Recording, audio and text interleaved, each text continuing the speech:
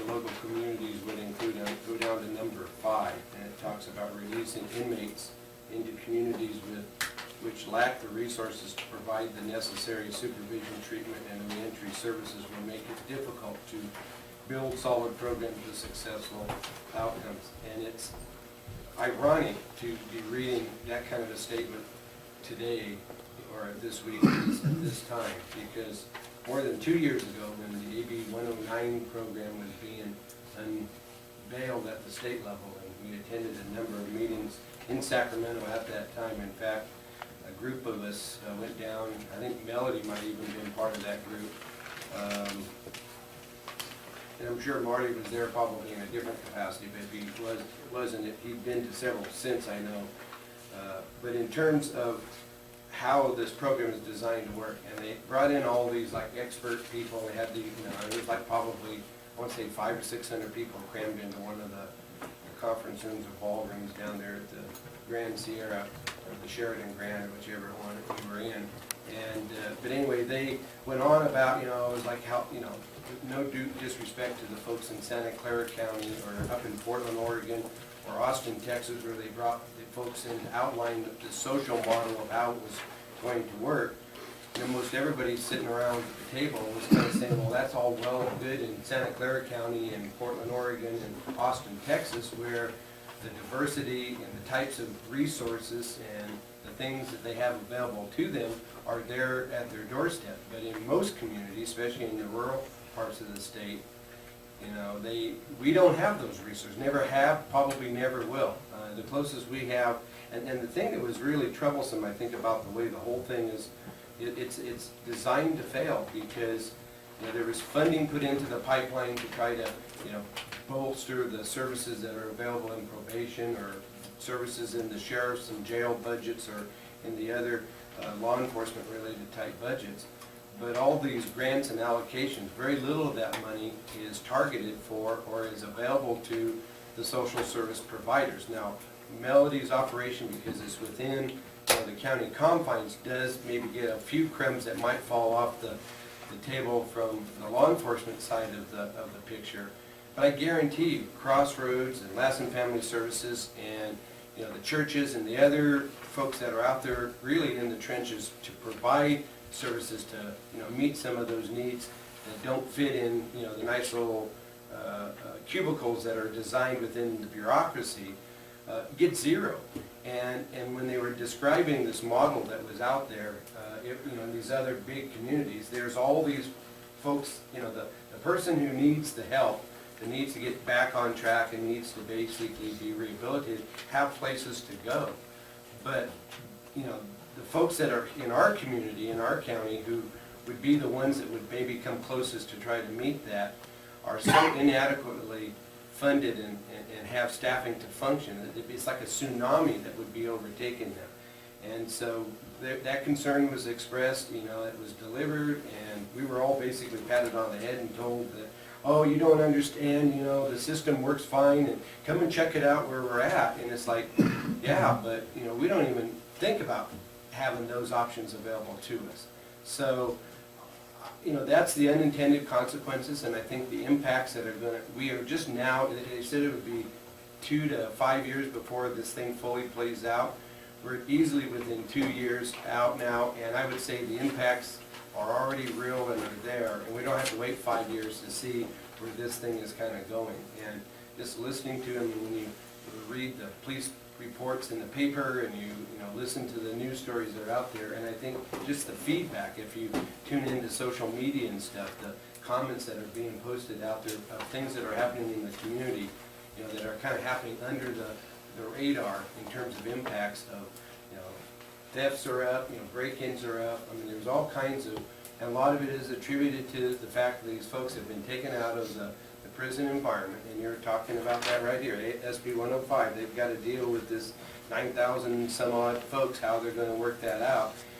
If any of that winds up coming back into the local setting, it's got long-term consequences, and the infrastructure to be able to deal with it does not exist. And I think we need to brace ourselves. But it's interesting and ironic that your statement there, number 5, was the heart of the debate and the discussion we were having over 2 years ago in Sacramento, and it was just basically blown off the table as being non-consequential.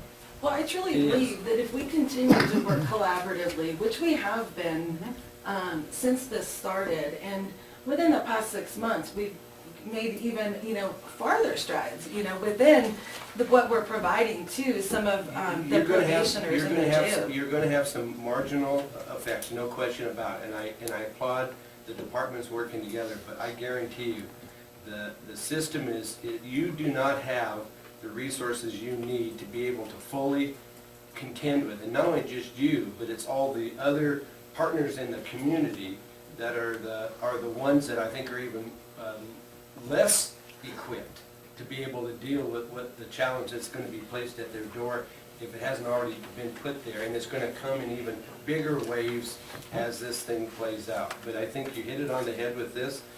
That's exactly where we're at, and unfortunately, we're not Austin or Portland or Santa Clara, and kudos to them for coming up with this way of doing business, and it may be a great idea and a great thing for them, but it's not suited well for the rest of us who don't have those kind of resources. I'm sorry.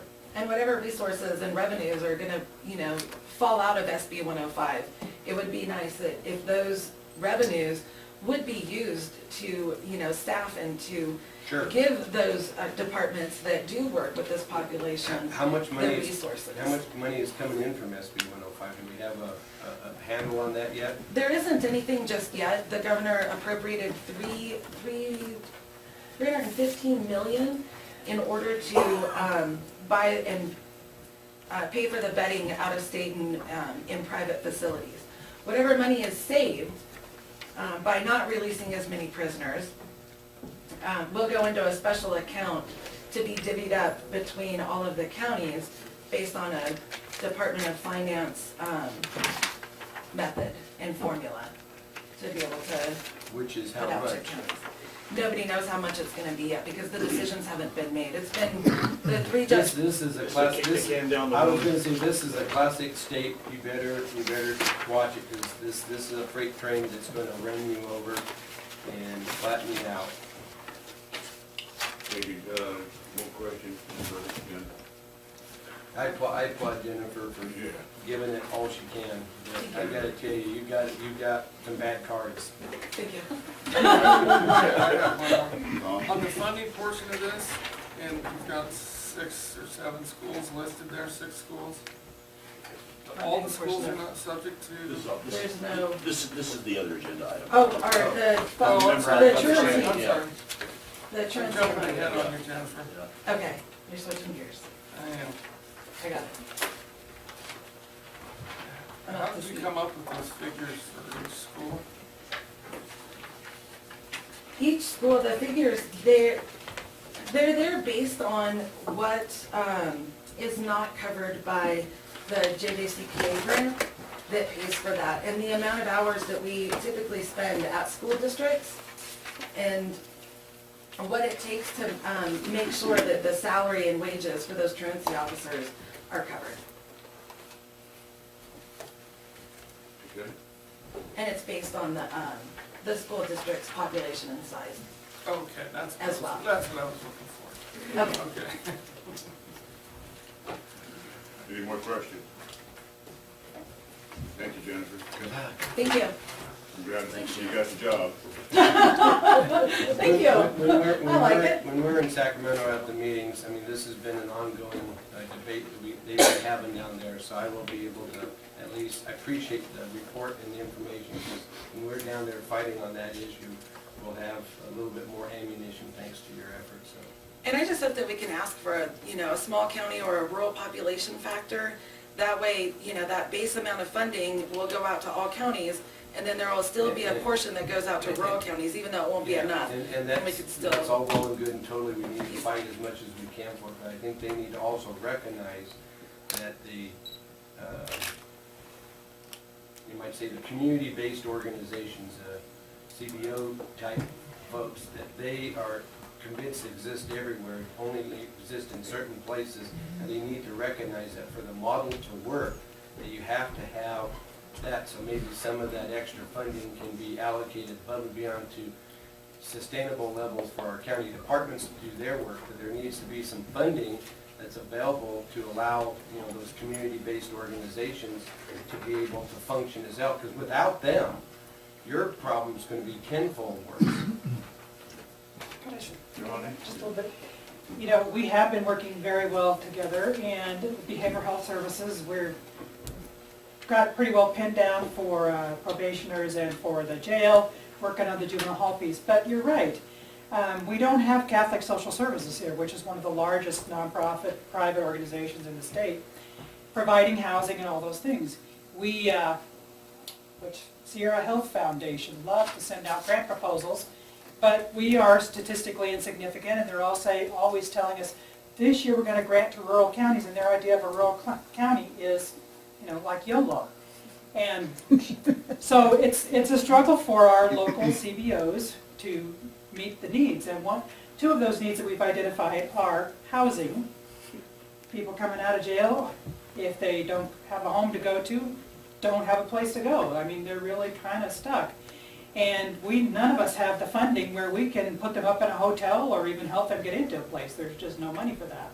And our local CBO, normally that would be Crossroads or Salvation Army, they don't have the funding for that either. They've already got a crowd of people in addition to the prisoners that are coming out. The other issue is education, in the jail and afterwards.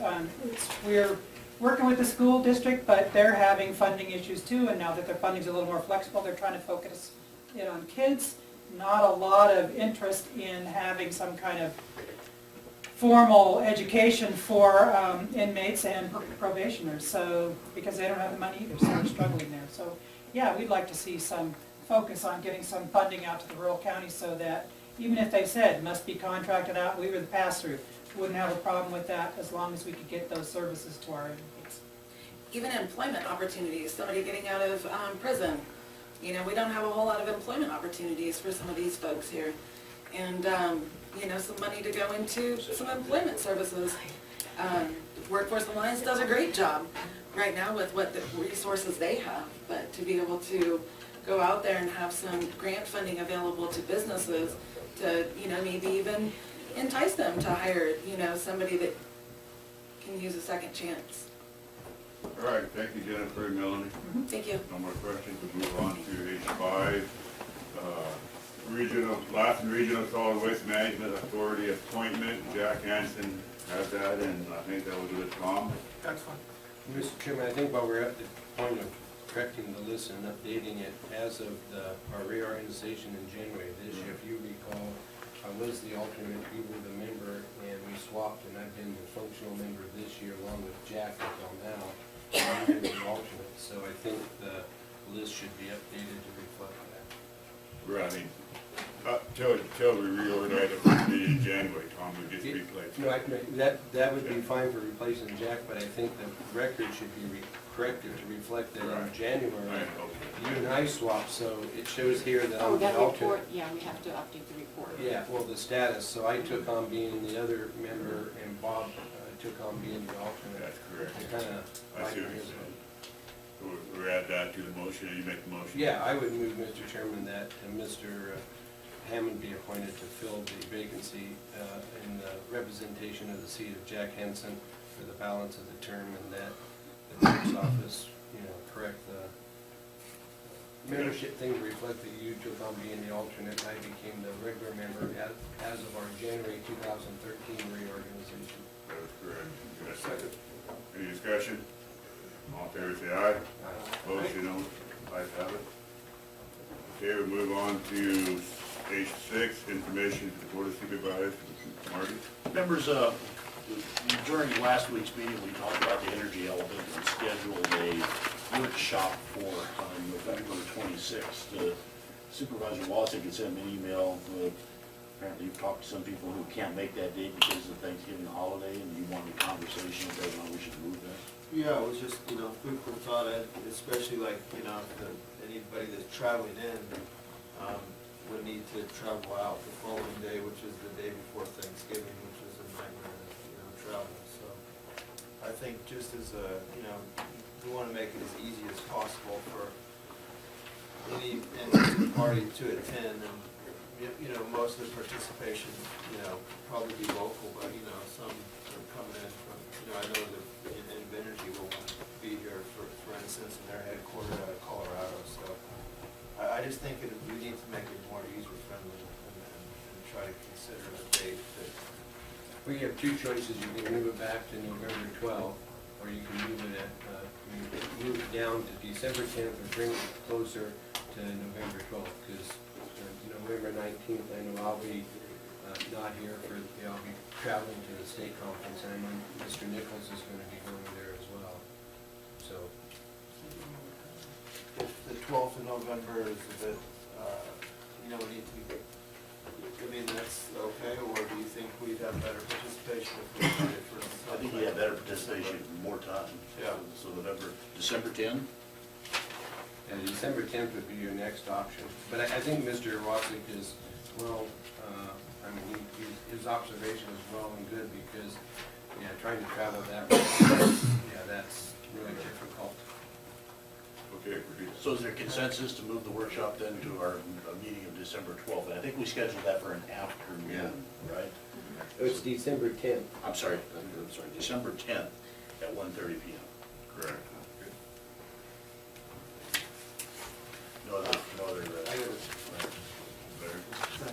Marty, I just wanted to get is there any update or anything you could tell us on the movement with the JPA, the city with the pool, or any? I've redrafted the JPA to incorporate some of the things that I had direction from and some of the things we talked about at previous meetings, so that'll go to Mr. Hancock probably this week for his review.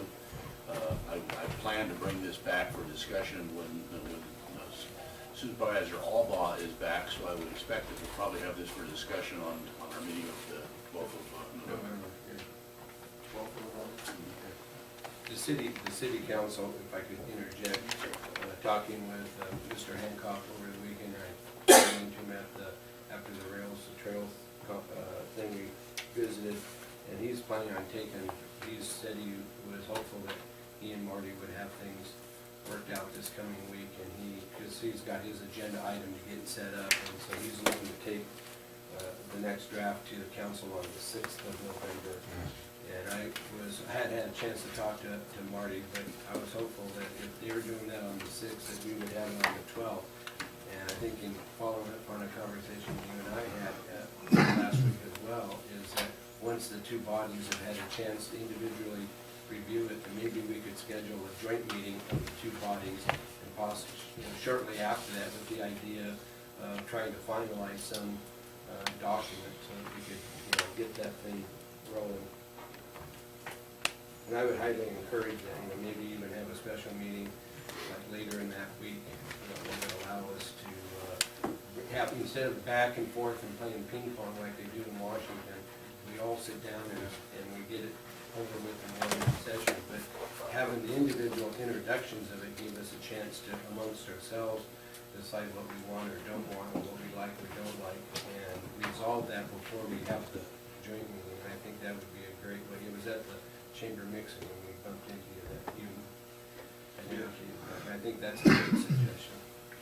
And Mr. Hancock seemed to be open to that, and he thought the council would be open to that So idea. the city council meets on the first and third Wednesdays, so maybe a propitious joint meeting might be their meeting of the evening of the 20th. No. Too late? Doing it in either regular meeting. It's too much. There's too much going on, and I think having a separate meeting, and it doesn't have to be a long meeting, and it doesn't have to necessarily be at night, it could be in the afternoon, but my thought would be is sometime later that week after our meeting of the 12th, either the 13th or 14th or 15th, maybe they would be open to having a special meeting. I mean, it could last a half hour, it could last 2 hours, but that would be the only topic, and they're not worried about the next agenda item, because that's what happens here when we try to do that. I mean, even like the energy element, the reason why you put it in the afternoon, because if it's on the regular calendar, Doesn't get the attention. an agenda item spins out of control, and we, use all of our time, and now we run out of time, and nobody wants to focus on what they want to talk about, so it makes it difficult. I'll talk with Mr. Hancock about that, about the possibilities. Yeah. And it could be an early evening meeting, if that's convenient for them, or maybe an afternoon meeting. I know they have special meetings when they do budgets and workshops and stuff. A lot of times they'll meet like 3 in the afternoon, or they can meet anytime during the day. Okay, any more questions for Marty? Not, meeting adjourned. Memory of, Jackie is a burn. And also, Marty's birthday is on Friday. Yes. I knew it. Happy birthday. Thank you. Old man. You know, when you walk in his office, he always greets you by, what you doing? Fellow?" You know, anybody- you ever been to- So amazing with this afternoon. Let's see, when does she come on at, 1 o'clock? No, I think that's 12 o'clock. 12 o'clock, yeah. I know she always appreciates when you stop in and say hi. He was, Shoulder all healed up? Almost. First of all, Yeah. you have to. Nancy again. We got home.